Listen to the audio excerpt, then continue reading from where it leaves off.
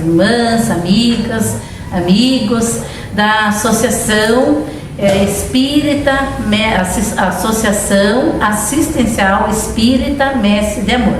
E é com muita alegria, com muita gratidão que hoje renovamos os votos de muita paz, de muita saúde, de muitas vibrações de luz aos nossos corações, e agradecendo pela oportunidade que o Departamento Doutrinário da MESSE nos dá para participarmos do projeto Jesus, Luz das Nossas Almas. Então eu convido a todas, a todos, para elevarmos os nossos pensamentos a Deus, nosso Pai Criador, ao Mestre Jesus, fazendo uma prece cheia de gratidão a Deus pela vida, pelos nossos lares, nossos familiares, pelas casas espíritas que nos dão tanto apoio, tanto direcionamento em nossas vidas. Senhor Jesus, abençoe a todos nós, que nesses momentos nós possamos sentir a paz, a vibração de luz do seu infinito amor. Em nome de Deus, de Jesus, que assim seja, com a graça de Deus. Então hoje, nesta tarde, de início de fevereiro, fazendo novamente as reflexões do Espírito Amélia Rodrigues, que nos traz tantas informações, tantos detalhes do contexto de quando Jesus esteve entre nós aqui no planeta Terra. Então, no livro Vivendo com Jesus, psicografia de Divaldo Pereira Franco, pelo Espírito de Amélia, nós, nesta tarde, faremos uma breve leitura do início do capítulo 5, a Magna Carta Universal. E eu inicio então com uma breve leitura dos apontamentos que estão contidos no Evangelho segundo o Espiritismo. Ouviste que foi dito: amarás o teu próximo e odiarás o teu inimigo. Eu, porém, vos digo: amai os vossos inimigos, bendizei os que vos maldizem, fazei o bem aos que vos odeiam, e orai pelos que vos maltratam e vos perseguem, porque faz que o sol se levante sobre maus e bons, e a chuva desça sobre justos e injustos. Então está lá no Evangelista Mateus, capítulo número 5, versículo 43 e 45 a 45. Então nós vamos ver que a Amélia Rodrigues nos traz informações de todas as luzes, quais estrelas cadentes que chegaram ao nosso planeta Terra, como os filósofos, os missionários, os sábios, os legisladores, que tinham aquela consciência de promover a sociedade, principalmente os irmãos mais necessitados. Então foram quais estrelas cadentes que chegaram no contexto terreno, trazendo-nos já uma preparação para a mudança de paradigmas, de pensamentos, de costumes, de barbarismo, porque aí aquela população ainda ouvia, estava acostumada, então, do olho por olho e dentro por dentro. Então eram leis muito rígidas e que traziam sofrimentos e injustiças muito grandes à sociedade, aquelas pessoas tão simples e sofridas. Então, dando a continuidade aqui no capítulo 5, a história antiga está repleta de filósofos e legisladores, os missionários, que contribuíram eficazmente para o progresso da cultura, da ética, da arte e da ciência. Escolas de pensamento, multiplicaram-se através dos tempos, discutindo a melhor técnica para a aquisição da felicidade. a superação do sofrimento, a coragem para o inevitável enfrentamento com as ardiduras das ocorrências infautas. Então aqui nós paramos e observamos que desde que o mundo é mundo, então há essa busca do espírito, do ser, a busca da felicidade. Então, quais seriam, mesmo com tantas informações, com tanto conhecimento que nos chegaram através desses sábios, desses nomes que marcaram a história da humanidade, qual seria a técnica da felicidade? Do eu profundo, do ser, sentir dentro de si a verdadeira felicidade. Então sempre houve essa busca do ser em busca do bem-estar, da paz da consciência e principalmente da felicidade. Mas nós compreendemos, à luz do Espiritismo, que com tantas provações, inúmeras provações, inúmeros irmãos nossos que se encontram em condições de muito sofrimento, é muito difícil alguém ter a sensação de plena felicidade quando ao nosso lado, e também ao contexto da passagem de Jesus, irmãos e irmãs passando fome, passando necessidades, os enfermos que eram, então, à época de Jesus, completamente desprezados da sociedade, viviam à margem da sociedade, esperando migalhas que pudessem salvar, né, da fome, da crueldade e do desprezo daqueles que detinham o poder. Então sempre houve essa ilusão de aqueles imperadores, aqueles que tinham a liderança, né, os superiores, que ali estavam, dominadores de povos, de terras, que detinham muitas e muitas fortunas, sentiam também dentro de si esse vazio existencial, essa busca da felicidade. Então, teses audaciosas e complexas foram apresentadas em todos os tempos da humanidade. Homens e mulheres notáveis procuraram ampliar os horizontes do mundo mediante exemplos no estoicismo e na beleza, sem conseguir apresentar uma fórmula universal que pudesse atender a todas as criaturas, as mais diversas épocas da humanidade e das oportunidades. Então, escola de filósofos, sábios, todos tinham aquela introspecção, aqueles pensamentos, aquelas teorias, e procuravam sanar as dores das angústias, os sofrimentos, aquelas sensações de muita tristeza, de muita angústia. Então nós percebemos, através do estudo de Amélia Rodrigues, que a sociedade terrena já vem passando por séculos de sofrimentos, porque ainda estamos num planeta de provas e expiações. Então, antes de Jesus, antes mesmo da vinda desse que marca a nossa história, né, entre antes e depois de Cristo, que é a luz do mundo, né, Jesus, a personificação do amor verdadeiro, da humildade, como ele chegou até nós, né? Então nós vemos antes mesmo dele o ódio, a vingança, a predominância da força, o revide, a rebeldia. Sempre foram os espólios das gerações transatas que passavam às sucessivas, tentando demonstrar que somente por meio do poder, o poder tão transitório, né, e do esforço, o indivíduo podia realizar-se, desse modo encontrando a plenitude. Então, ao tempo de Jesus, nós sabemos dos grandes nomes, né, que lideravam os povos, os dominadores. Teve alguns personagens da história na época de Jesus que chegaram até matar, um deles chegou até matar os próprios filhos, com medo que ele tomasse o trono, o reinado.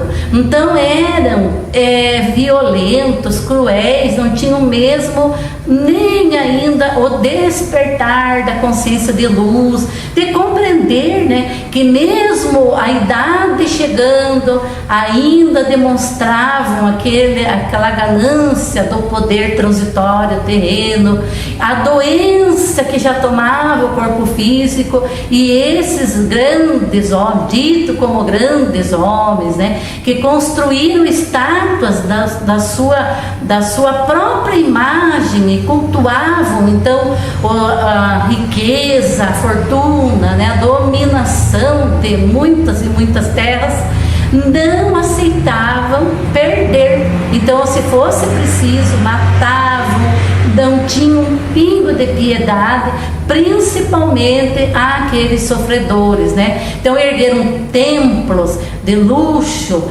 de tantas ilusões terrenas, enquanto a sociedade, o povo verdadeiramente necessitado de todo tipo de atendimento, de assistência, moradia. E aí nós fazemos esse paralelo de Amélia Rodrigues com a nossa atualidade, né? Então ainda uma busca desenfreada ao poder, à fama, a toda essa fortuna tão terrena, que deixamos tudo aqui, seguimos só com o bem que se fez e a leveza do espírito que teve o cultivar do amor, da humildade, né? Então, continuando, veio Jesus. Após muitos séculos, veio Jesus, o peregrino cantor da Galileia, e apresentou a chave da harmonia, da autorrealização, em um conceito simples, numa linguagem destituída de atavios, numa lógica incomum, apresentando o amor puro e simples como a única e eficaz solução para todos os enigmas e conflitos do ser, de todos os que estão reencarnando ou já reencarnaram aqui no planeta. O vencedor era sempre aquele indivíduo que esmagava, aquele que eu falei agora, ainda há pouco, que erguia as estátuas, a sua grandeza, sobre o cadáver dos vencidos, e armadilhas covardes, fazendo silêncio para que a estupidez fosse coroada de loucos e assinalasse sua época. Então, quantas mortes, quantas guerras foram travadas por essa busca desenfreada do poder, da fama, da glória, do luxo em que eles viviam. E toda essa questão tão material, com a chegada da morte, né, da desencarnação, como nós sabemos pela doutrina espírita, tudo se desfez e tudo veio à realidade, o despertar, o que fez, né, o que a pessoa fez daquela oportunidade que teve enquanto esteve aqui na Terra. Então é um desespero muito grande quando chega este momento em que o espírito encontra com a sua própria consciência, com a sua própria realidade da imortalidade de todos nós. Então, a partir de Jesus, né, esse marco, o doce Rabi da Galileia, que já ao seu nascimento nos trouxe o maior exemplo de humildade, né? Ele, uma estrela de maior grandeza, nasce então aqui no planeta Terra de uma maneira mais simples possível, demonstrando ali na manjedoura a humildade, o amor, a paz, e vem nos trazer os ensinamentos da lei do amor. Então, a partir de Jesus, o vencedor é aquele que supera a sua inferioridade moral. Então, antes dele, era aquele que mais dominava, mais terra, mais reinados, né? Mais ódio, mais crueldade. E com Jesus não. O maior, o vencedor é aquele que supera a inferioridade moral, que se é pequena para que os outros cresçam e se desenvolvam.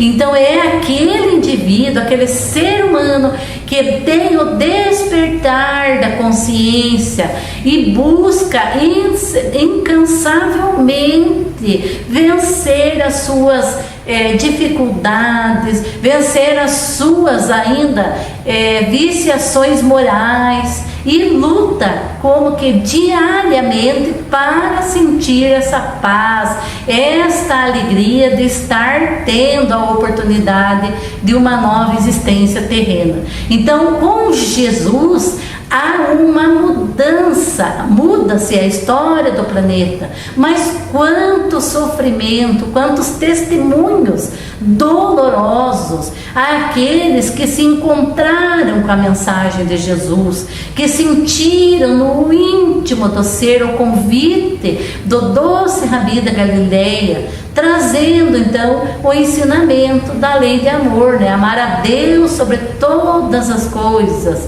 e ao próximo como a si mesmo.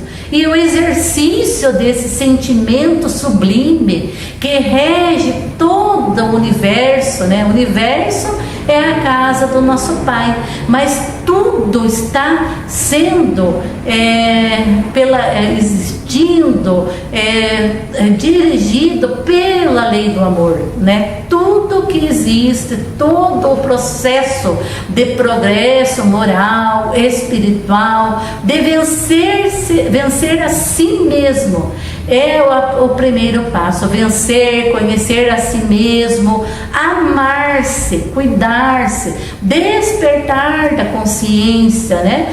Para que sinta então esse caminho tão exemplificado pelo nosso modelo e guia, que é Jesus. Para tanto, outro método não existe além e fora do amor. Não existe.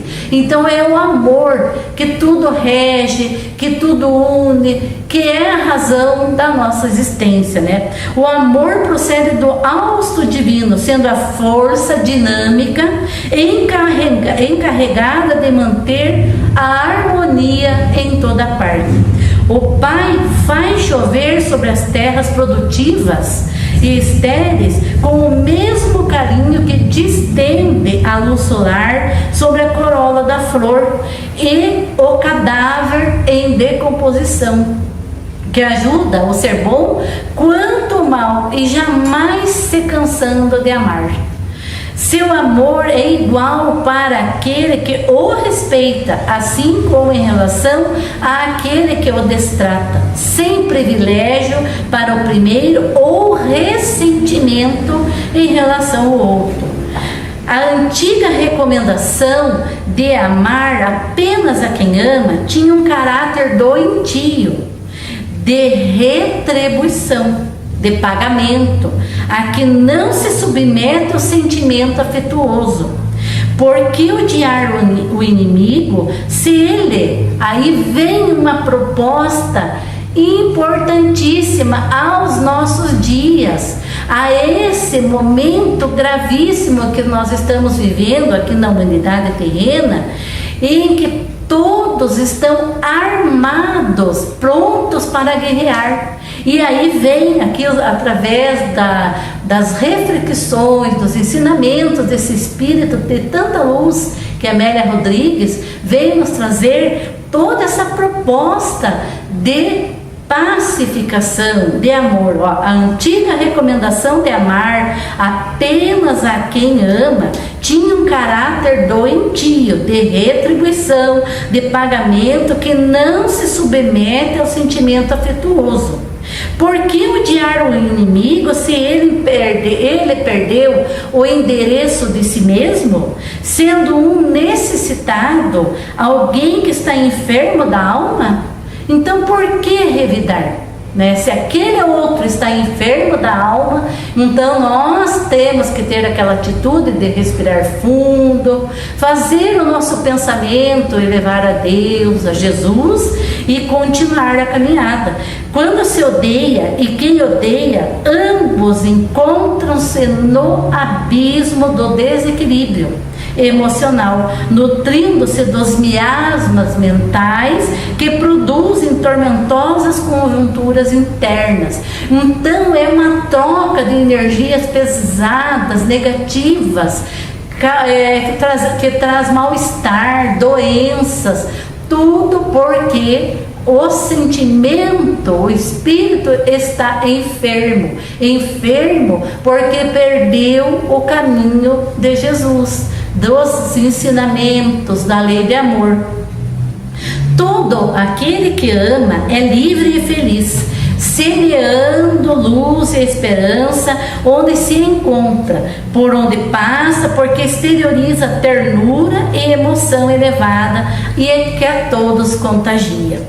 O ódio é venenoso, é veneno que entorpece os sentimentos e convulsiona aquele que o carrega, intoxicando-o inexoravelmente.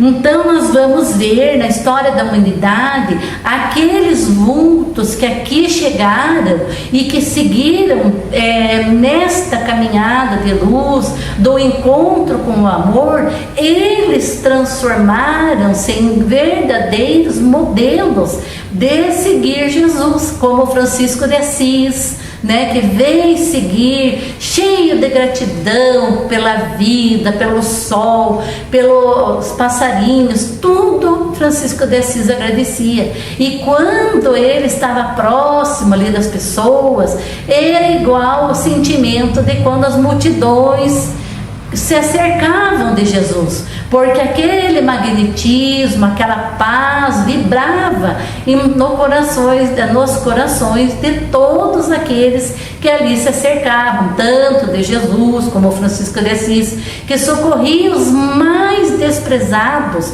os mais necessitados do caminho. Eram bem aqueles, os mais sofredores, que passavam todo tipo de humilhações, de desprezos, que eram tão bem acolhidos lá na casa de Pedro, na casa onde Francisco de Assis fazia as suas preleções, e principalmente lembrando então de Jesus à beira da praia, sentado na barca, falando diante daquela multidão que ali se encontrava, de sofredores, aflitos, explicando que só o amor pode trazer a cura, que só o amor vai unir todas as pessoas. Então essa é a proposta de todas essas obras iluminadas que Amélia Rodrigues nos oferece como um verdadeiro remédio para todos nós encontrarmos a paz. Amar o inimigo é fazer-lhe todo o bem que se pode, constitui a nova ordem emocional, o novo roteiro para o equilíbrio seguro, meio à aquisição da felicidade pessoal. E para encerrar, lembrando então de Jesus, a luz do mundo, que nos trouxe todos os ensinamentos da lei do amor, a lei do perdão, das ofensas, Então, para encerrar, quando Jesus, no inesquecível Sermão da Montanha, propôs o poema de amor aos inimigos, dilatou os horizontes da afetividade, dando-lhe um caráter universal. A semelhança, pois, do Pai, do sol, da chuva, da seca, do calor e do frio que a todos atinge, o amor deve ser incondicional, generalizado e permanente. Amai Então, Amélia Rodrigues termina o capítulo nos convidando: amai e orai pelos inimigos. É a recomendação incontestável. O recurso é esse, o resultado é o bem sem limite. Então é a proposta: amar os inimigos, não é viver abraçado, né? Mas como diz aqui no Evangelho, é nunca desejar o mal, é perdoar, é querer que a pessoa consiga vencer e também o despertar do amor para aquele que ainda não descobriu esse sentimento tão nobre que Jesus nos ensinou. Muito obrigada a todos, ao Departamento Doutrinário da MESSE por esta oportunidade. Obrigada ao Maurício por mais esta oportunidade, e agradecendo a todos, agradeço a Jesus e muita paz, que assim seja.